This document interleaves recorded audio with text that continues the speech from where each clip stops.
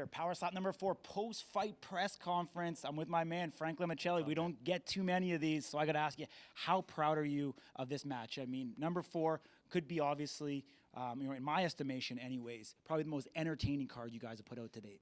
The event was awesome. I mean, we started off with, what, 3 KOs? Yeah, man. Austin stole the show like he usually does. Nate, by the way, Dwayne, tough dude. I mean, that was much closer than people thought. I was actually interested to see what that scorecard would be. Yeah. Kalani, out of nowhere, new super heavyweight. Overall, I mean, it couldn't have gone better. Absolutely. I mean, we're starting to see now the storylines unfold. We're starting to see certain regions, Hawaii, obviously being the early adopters of all their slap fighters. We're now seeing Nate in Buffalo really embracing it.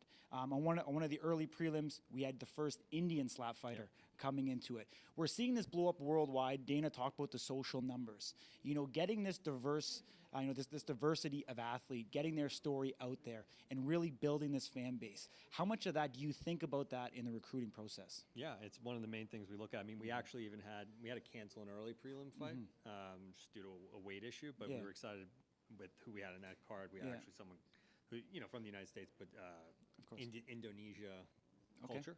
Yeah.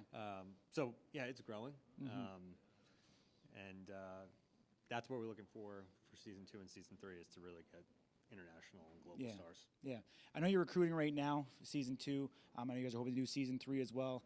We just heard from Dana that it may or may not be in Abu Dhabi. But really, where do you think the trajectory is? I mean, this has probably surpassed most people's, estimations or projections, 6 months ago from where you thought you would be. But like, where do you think that ceiling actually is, or we just really don't know? Man, it's like you could ask Dana the same question 25 years ago about UFC. I mean, there is no ceiling. Yeah. It's just how quick we get to where we want to go. I mean, obviously some important things need to line up and happen, right? Like we're focused on getting the sport regulated in more states, which I think by the end of the year we'll definitely have probably a dozen more states online for Power Slap. Yeah. The sports betting angle, the international angle, the bars, the social media obviously is just going to continue to grow. That's clear and obvious. Totally. The athletes, focusing on getting the best guys in the world here. Yeah. I mean, you stated that you have about roughly 100 slappers under contract right now. Yeah. Where do you kind of want that to be? Right now, it's fine. Like, we want to have these guys competing as much as they can. Yeah. Like, you're starting to see guys stay busy, right? Totally. Dwayne's got, 6 fights already? Yeah. Austin just did 4 in a row. Yeah. Wolverine's got 4. Yeah. So these guys, again, and more experience, clearly the better. Like, I was really impressed with Wesley today. Yeah. Right, if you look at Wes's last few fights, he actually took, and I think what was good for Wes is he took Power Slap 3 off. Absolutely. Right, he didn't come out of Power Slap 3. He took some time. Yeah. Got his technique together, and he performed fantastic tonight. Yeah. And I think AJ, look, amazing job. He's been one of the best guys. Maybe one of the best we have in Power Slap, former champion. Yeah. I think he'll do good from a little break too. Yeah. I mean, from an outside perspective, you guys seem to really let your athletes do what they want.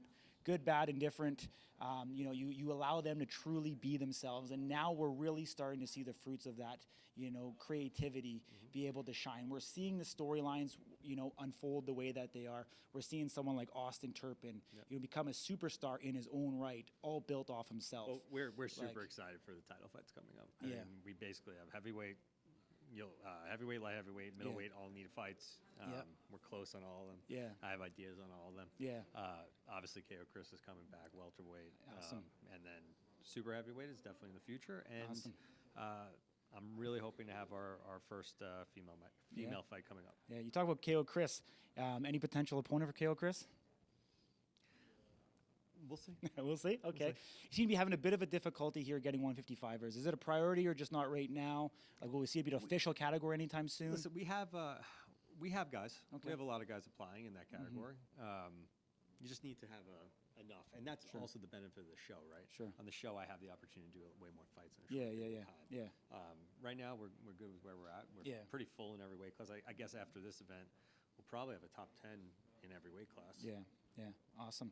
I'm going to ask you about Robert Trujillo and Paul Teague. First time we've kind of seen this. Social media is blowing up right now, and I haven't looked. You haven't Is that looked? What it is that? Yeah. People are suggesting that Paul Teague may have faked an injury to not take a hit.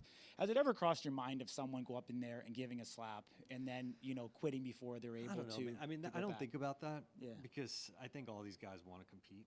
Like they're competitors, they want to be Yeah. up there. Could it happen? I guess Yeah. sure, theoretically. I don't.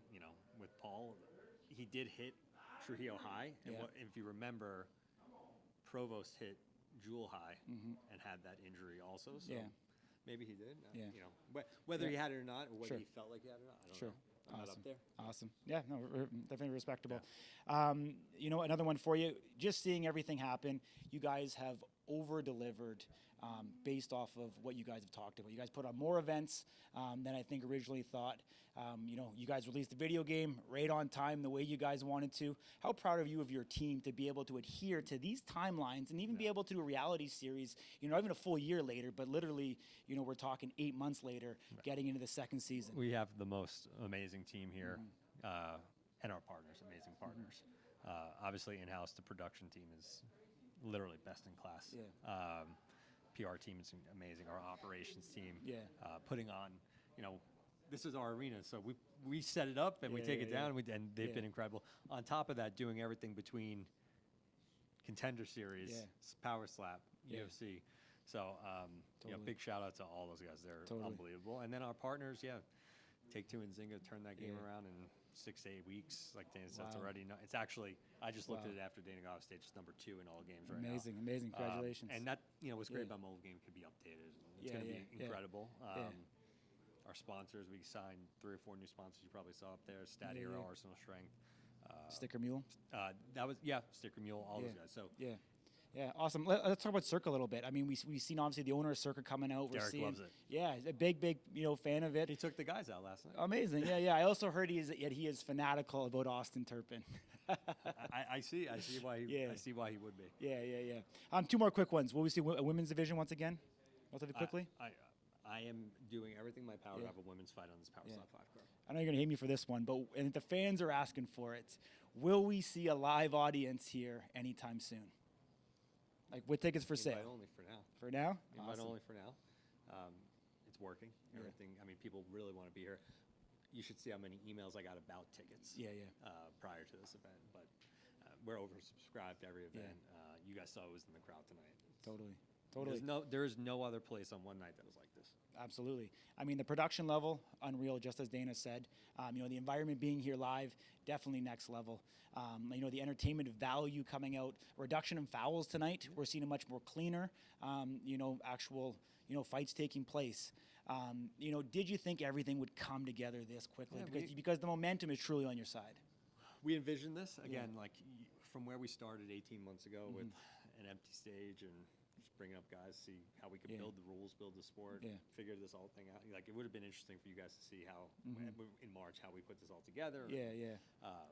And to where we are today, where we're going card after card, planning, title fights, packed arena. It's been incredible. But at the same time, this is what we do. This is what we envision. Yeah, amazing. Appreciate you joining me, man. Thank you very much, Frank. Take care. Guys.